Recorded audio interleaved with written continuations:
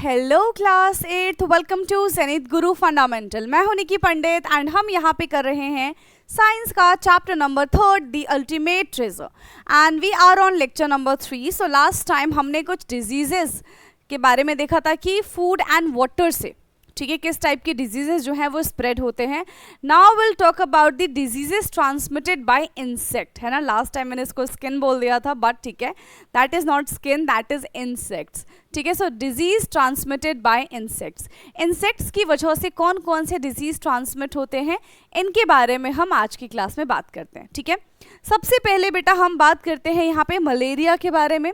तो मलेरिया आपने सुना है, ठीक है। किसकी वजह से मलेरिया फैलता है? तो प्रोटोजोआ की वजह से मलेरिया फैलता है, राइट। एंड इसमें क्या होता है, कहाँ पे? स्किन में, ब्लड में ये चीज़ ट्रांसमिट होती है। इसके सिम्टम्स क्या क्या है? हाई फीवर हो जाएगा, ठीक है, प्रोफ्यूज स्वेटिंग, पीरियोडिक चिल्स, तो ये सारी प्रॉब्लम हमें फेस करनी पड़ेगी, राइट। नाउ अब इससे बचने के लिए हम क्या कर सकते हैं? तो यूज़ ऑफ मस्कीटोज नेट, है ना, मच्छरदानी लगा के रात को सो, या फिर मस्कीटो रेपेलेंट्स हम लगा सकते हैं। Wearing long sleeve clothes, control of mosquito breeding in and around your home. कहीं पे भी अगर आपको स्टेडी वाटर दिखता है, स्टेगनेंट वाटर दिखता है, तो वहाँ से फटाफट से उसको क्लीन कर दो। कहीं पे भी पानी इकट्ठा नहीं होने देना है, अदरवाइज उसमें फिर मस्कीटो जो है वो ब्रीडिंग करेंगे एंड ये प्रॉब्लम और ज़्यादा फैल जाएगी, ठीक है। तो इससे बचने का यही एक उपाय है, राइट।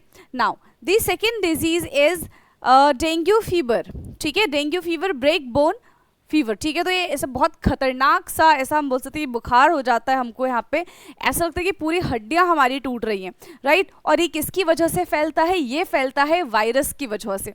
कहाँ पे? स्किन एंड ब्लड में। और इसके सिम्टम्स क्या क्या हैं? फीवर होगा, हेडेक होगा, muscles and joint pain, nausea, तो ये सारी प्रॉब्लम हम फील करेंगे। नाउ अब प्रिकॉशंस क्या क्या हो सकते हैं? Again, use of mosquito nets, repellents, wearing long sleeves cloth, control of mosquito breathing in and around your home, avoiding area with still water, है ना। जहाँ पे रुका हुआ पानी है कोशिश करें कि वहाँ पे ना जाया जाए, है ना, क्योंकि ऑलरेडी वहाँ पे मस्कीटो ब्रीडिंग हो चुकी होगी। अब वो इतने छोटे छोटे होते हैं ना कि हमको दिखाई भी नहीं देते हैं, ठीक है। By studying the table 3.1, we can understand how infectious disease spread and how to prevent them. Here are some simple but important precautions. See, तो इस टेबल से तो हमको ये पता चल गया भाई कि वायरस की वजह से, ये इंसेक्ट्स की वजह से किस तरीके से यहाँ पे बीमारियाँ फैल रही हैं, कितनी खतरनाक बीमारियाँ फैल रही हैं, उनके सिम्टम्स क्या क्या हैं एंड उनके प्रिकॉशंस क्या क्या हैं। एंड यहाँ पे हमें और इम्पॉर्टेंट एंड सिंपल प्रिकॉशंस दिए गए हैं जिनको हम अपनी डे टू डे लाइफ में इन्वॉल्व कर सकते हैं, ठीक है। जैसे कि सबसे पहला, keeping ourselves and our surrounding clean, this is very must, है ना। हमें अपना घर, अपने आप को, अपने सराउंडिंग को क्लीन रखना पड़ेगा, क्योंकि अगर क्लीन हम नहीं रखेंगे तो ऑफ कोर्स बहुत ज़्यादा डिजीजेस फैलने के चांसेस हैं, इंसेक्ट्स ग्रो होने के चांसेस हैं, micro organisms, harmful micro organisms grow होंगे, है ना। तो जिससे बीमारियां फैलेगी ही फैलेगी। तो खुद को, अपने आसपास को भी हमें क्लीन रखना पड़ेगा। सेकेंड है प्रैक्टिसेस बेसिक हाइजीन एवरीडे। अपना तो भाई बेसिक हाइजीन का ध्यान रखना है कि हम कुछ भी काम करके तुरंत खाना नहीं खा ले रहे हैं। अगर हम खाना खा लेंगे तो क्या हो जाएगा? बिना हाथ धोए हमें जर्म्स हमारी बॉडी के अंदर चला जाएगा और हम बीमार पड़ जाएंगे। तो हमें इस चीज़ को अवॉइड करना है, पहली चीज़, ठीक है। दूसरी चीज़ यहाँ पे क्या हो जाएगी? डेली नहाना है ना। अब देखो हम गेम खेलते हैं, ये आपकी ग्रोइंग स्टेज है, राइट। तो आप बहुत सारे गेम में इन्वॉल्व होंगे, तो वहाँ पे क्या होता है, जब भी हम गेम खेलते हैं ना तो बहुत ज़्यादा स्वेटिंग आती है, ठीक है। तब तो हमें बहुत बेकार सा लगता है, लेकिन जब स्वेटिंग सूख जाती है तो हम बोलते हैं अब सब कुछ नॉर्मल हो गया, लेकिन नहीं, बहुत सारे माइक्रो ऑर्गेनिजम्स हमारी बॉडी पे होते हैं, दैट इज़ हार्मफुल। तो हमें नहाना चाहिए हर एक्टिविटी के बाद, ठीक है। ऐसा नहीं कि हर एक छोटा सा गेम खेल लो फिर नहाने जा रहे हो, मैम ने बोला ऐसा करना है, नहीं नहीं, ऐसा नहीं है। प्रॉपर गेम खेल लो, ठीक है। उसके बाद सोने से पहले, रात के टाइम पे सोने से पहले आराम से नहाना, दिन में भी नहाना, अभी गर्मी बहुत है, ठीक है। सो अपने बेसिक हाइजीन का तो हमको ध्यान देना ही चाहिए, चाहे गर्ल्स हो चाहे बॉयज़ हो। Washing hands with soap and water to remove pathogens. अभी बताया था कि हम कुछ भी काम कर रहे हो, बहुत तेज भूख लगी है, रोटी लगी रखी, हमने तोड़ा और हमने खा लिया, हम काम भी कर रहे हैं, रोटी भी खा रहे, नहीं, आराम से खाना खा लो, ठीक है। आराम से खाना खा लो, ठीक है। इतने बिजी नहीं हो तुम लोग, राइट, 8th क्लास में ही हो अभी, ठीक है। तो आराम से पहले हैंड वॉश करो, आराम से शांति से बैठो और फिर पूरे पेट भर के खाना खाओ, क्योंकि आपकी बॉडी को न्यूट्रिशन की भी ज़रूरत है ना। इतने कोई बिजी नहीं हो कि भाई काम भी कर रहे खाना भी खा रहे, नहीं नहीं, ऐसे करने की कोई ज़रूरत नहीं है। उस केस में क्या होगा, आपका पेट तो भर जाएगा लेकिन जो आपको न्यूट्रिशन वैल्यू मिलनी चाहिए वो आपको नहीं मिल पाएगी, है ना। अच्छे तरीके से आपको खाना खाना चाहिए। Covering our mouth and nose while coughing और स्नीजिंग, ठीक है। आप तो बीमार हो, चाहते हो कि अपने साथ साथ 4 लोगों को भी बीमार कर दो, तो ये बहुत गलत बात है, ठीक है। अगर आप वाकई बीमार है, आपको कफ हो रखा है, आप बार बार स्नीज कर रहे हैं, तो at least you should have your hanky, ठीक है। हैंकी लेके आप अपने फेस को कवर करिए जब भी आप कफ कर रहे हैं, स्नीज कर रहे हैं उस केस में, ताकि उसमें आपके कफ और स्नीज से जो जर्म्स निकल रहे हैं वो एनवायरनमेंट में जाके किसी दूसरे को हार्म ना कर दे। इस चीज़ का ध्यान देना भी आप ही की जिम्मेदारी है, ठीक है। Wearing a mask in crowded place provide protection, mask पहन के जाओ जब बहुत ज़्यादा क्राउडेड एरिया में जा रहे हो, दूसरों को भी प्रोटेक्ट करोगे, खुद को भी प्रोटेक्ट करोगे आप, right. Avoid sharing of the personal items like towel and handkerchief, ये तो करना ही नहीं चाहिए, है ना। ना ही अपना टाल शेयर करना चाहिए, ना ही अपना हैंकरचीफ शेयर करना चाहिए, क्योंकि वो हमारी पर्सनल चीज़ होती है, ठीक है। और हमारे बॉडी के जर्म्स किसी दूसरे बॉडी में भी ट्रांसफ़र हो सकते हैं due to this, right. Keep our home food, क्या बोल रहे हैं, हाँ, keep our home food and water clean, सारी चीज़ एकदम चकाचक कर दो, क्लीन कर दो। Staying at home and resting when we are unwell help the body recover and minimize spreading the disease to others. अगर आप बहुत ज़्यादा बीमार हैं, ठीक है, तो कोशिश करें कि आप घर पे रहें, रेस्ट करें। इसके 2 रीजंस हैं। पहला रीज़न कि भाई जब आप रेस्ट करेंगे आप जल्दी ठीक हो जाएंगे, ठीक है। दूसरा है कि अगर आप सोच रहे हो कि नहीं नहीं बहुत सारा काम है, हमें स्कूल जाना है, हमारा ये टॉपिक छूट जाएगा, वो टॉपिक छूट जाएगा, बीमार है फिर भी जा रहे हैं, तो देखो पहली चीज़ आपको प्रॉब्लम होगी क्योंकि आप बीमारी में जा रहे हैं। दूसरी चीज़, आप दूसरों को भी प्रॉब्लम में डाल देंगे। अगर वो कम्युनिकेबल डिजीज़ होगा, ठीक है, तो वो बाकी के बच्चों में भी फैलेगा, तो आप अपने साथ साथ दूसरों को भी खतरे में डाल रहे हैं, ठीक है। तो ये चीज़ नहीं करनी। अगर आप बीमार है तो टेक प्रॉपर रेस्ट जिससे आप जल्दी ठीक हो सके एंड दूसरों में भी आपके डिजीज़ जो है वो ना फैले। क्लियर है बेटा। Some infectious disease are caused by worm that live inside our bodies, especially in the digestive system. ठीक है, तो कुछ जो इन्फेक्शन है जो कि हमारी बॉडी में होता है, किसकी वजह से होता है, वर्म्स की वजह से होता है, जो कहाँ पे प्रेजेंट है, हमारे डाइजेस्टिव सिस्टम में प्रेजेंट है, ठीक है। दैट लिव इनसाइड, ठीक है, that live inside in our digestive system. They feed a nutrients and live as a parasites, ठीक है। ये किसकी तरह होते हैं, पैरासाइट्स की तरह होते हैं, जो हमारी बॉडी से खाना लेते हैं, ठीक है। एंड वर्म्स जनरली पैरासाइट्स ही होते हैं। Organisms that live in on another being, those worms usually spread through the contaminations, food, water, soil or contact with the infectious peoples or animal. So basically parasites का मतलब क्या होता है बेटा, parasites का मतलब होता है कि ऐसा organisms जो अपने खाने के लिए किसी दूसरे पे डिपेंड होता है, और जिस पे भी डिपेंड होता है उसको हम होस्ट कहते हैं, ठीक है। क्या कहते हैं उसको, हम होस्ट कहते हैं।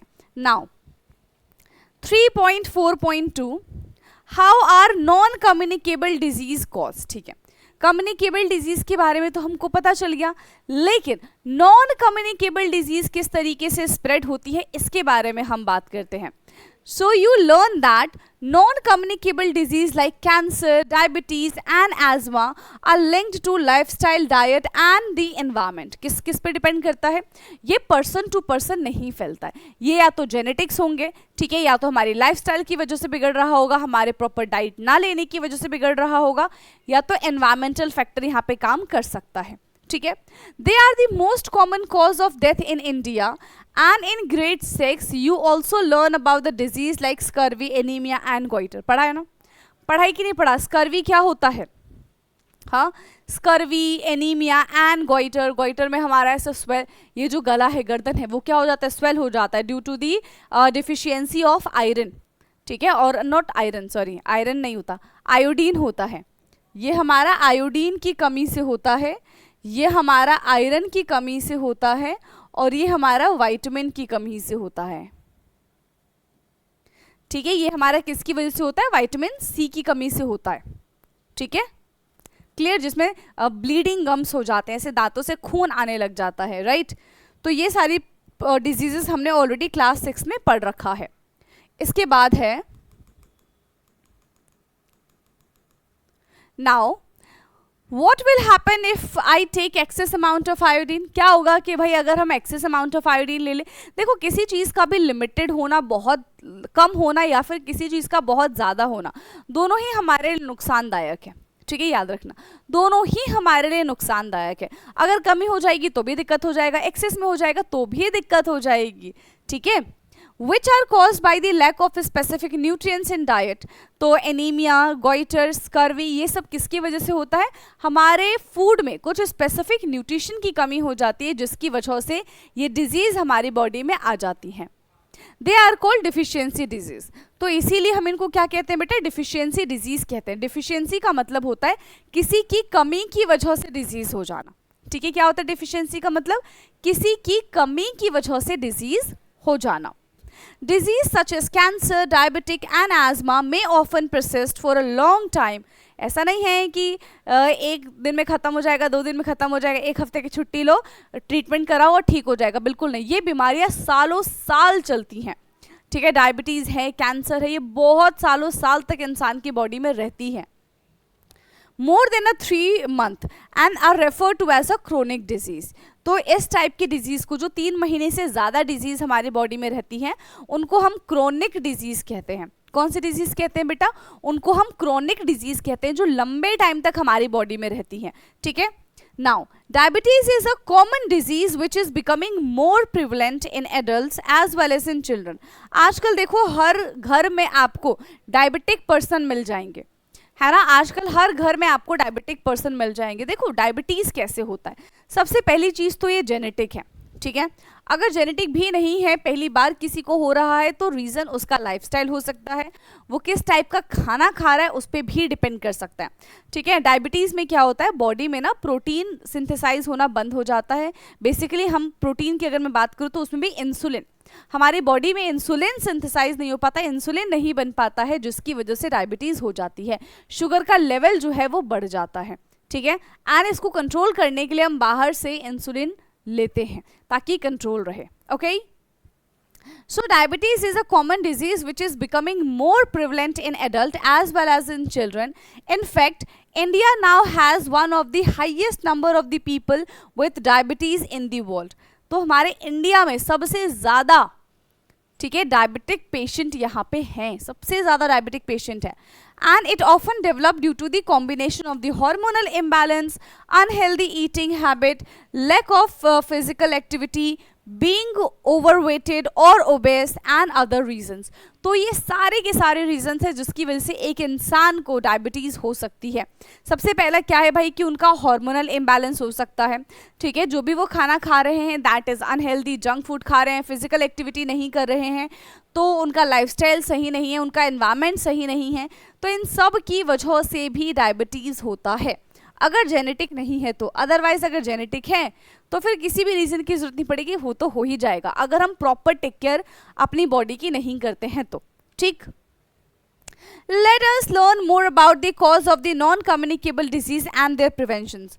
तो यहाँ पे हम और नॉन कम्युनिकेबल डिजीज़ के बारे में बात करते हैं एंड उनके प्रिवेंशंस के बारे में बात करते हैं कि किस तरीके से उनको प्रिवेंट किया जा सकता है। Right, Activity 3.5, let us survey. Okay, now find out the 3 most common lifestyle related disease in your neighborhood। ठीक है, तो आपको अपने आस पड़ोस में जाना है, लोगों से पूछना है कि भाई जो ओल्ड है, मतलब जो 30+ बोल लो, ठीक है, 30+, 35+ इंसान के पास आपको जाना है, उनसे पूछना है कि उनको किस टाइप की डिजीज़ है। ठीक है, अगर होगी तो लिख लेना, नहीं होगी तो ऐसा मत बोलना कि भाई क्यों नहीं है, नहीं है, नहीं है, बहुत अच्छी बात है जिनको डिजीज़ नहीं है, लेकिन जिनको डिजीज़ है वो आप अपनी एक नोटबुक में लिख लोगे और फिर जब आप और भी बाकी सबसे पूछोगे तो आप देखोगे कि सेम डिजीज़ कितने लोगों को है। सो ज़्यादातर आपको क्या दिखाई देगा, डायबिटीज़ दिखाई देगा। ठीक है, एक थायराइड होता है, आपको वो देखने के लिए मिल जाएगा, डायबिटीज़ है, थायराइड है, कैंसर है, ये सारी की सारी चीज़ें जो है, एज़मा है, ये सारी की सारी चीज़ें आपको कॉमन दिखेंगी घरों में। ठीक है, वो जबकि छोटी मोटी बीमारियां नहीं, ये बहुत बड़ी बड़ी बीमारियां हैं और हमारे लाइफस्टाइल बेकार होने की वजह से हम ये सब फेस कर रहे हैं। ठीक है, so take a doctor, nurse, health worker और even a family member who know about the health and what kind of lifestyle changes can prevent or manage these disease। तो जब आप उनसे पूछेंगे कि भाई आपको कौन सी डिजीज़ है, वो बोलेंगे आपको क्या करना है। तो आप क्या बोलेंगे भाई, एडवाइस भी दे सकते हैं आप, ठीक है। क्यों? क्योंकि आप अपने साथ किसी डॉक्टर को, नर्स को, हेल्थ वर्कर को लेकर जाएंगे जो कि उनको एडवाइस करेंगे, उनका डाइट चेंज करने के लिए बोल सकते हैं, उनको कोई फिजिकल एक्टिविटी के बारे में बता सकते हैं जिससे काफ़ी हद तक उनको रिलीफ मिलेगा, right. Now, you can also consult trusted health website, books, teacher and doctor. Now, fill the table 3.2 and learn more about the lifestyle related disease. ठीक है, तो यहाँ पे हम lifestyle से related disease के बारे में बात कर लेते हैं। lifestyle related disease, तो सबसे पहले क्या बात की जा रही है यहाँ पे, obesity के बारे में, ठीक है। अच्छा, ओबेसिटी का यहाँ पे साइन एंड सिम्टम क्या हो जाएगा, हाँ, हमें कैसे पता चलेगा कि हाँ ओबेसिटी है कि नहीं है, क्या साइन होते हैं, क्या सिम्टम्स होते हैं। तो यहाँ पे एक्सेस बॉडी वेट हो जाता है ना, ब्रेथलेस हो जाते हैं, टायर्डनेस हो जाता है, दैट इंडिकेट कि हाँ भाई हम ओबेसिटी की कैटेगरी में आ रहे हैं, ठीक है। सो एक्सेस बॉडी वेट, यहाँ पे एक्सेस बॉडी वेट हो जाता है, ब्रेथलेसनेस हो जाती है, सांस लेने में दिक्कत हो जाती है,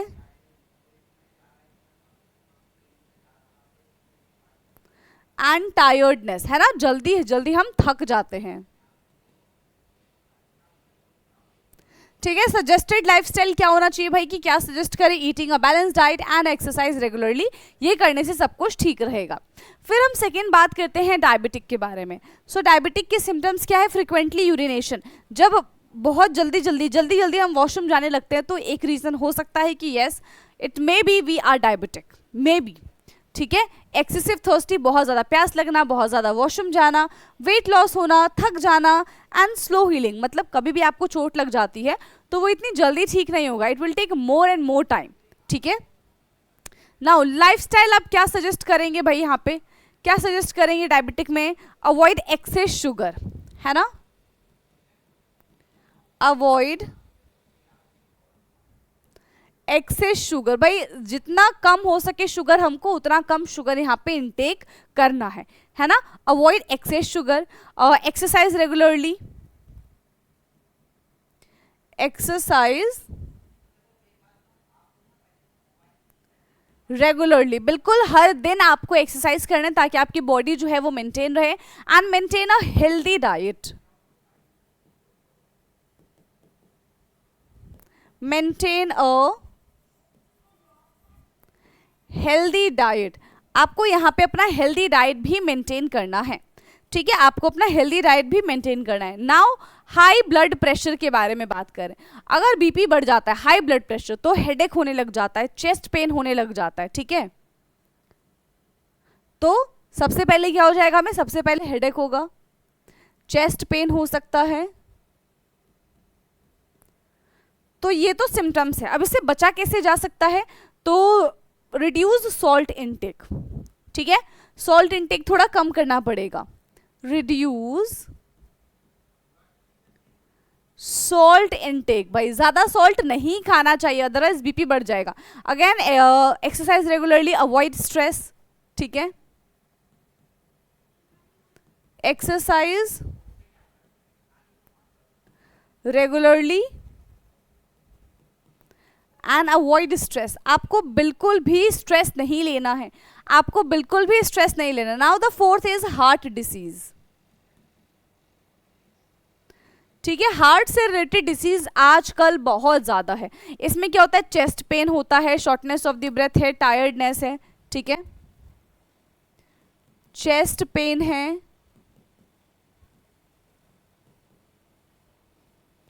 शॉर्टनेस ऑफ ब्रेथ,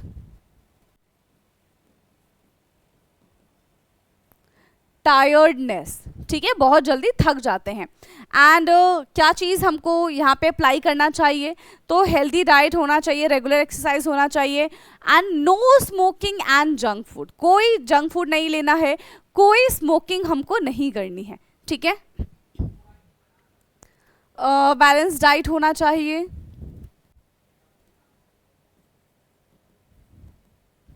ठीक है, डू एक्सरसाइज, नो स्मोकिंग,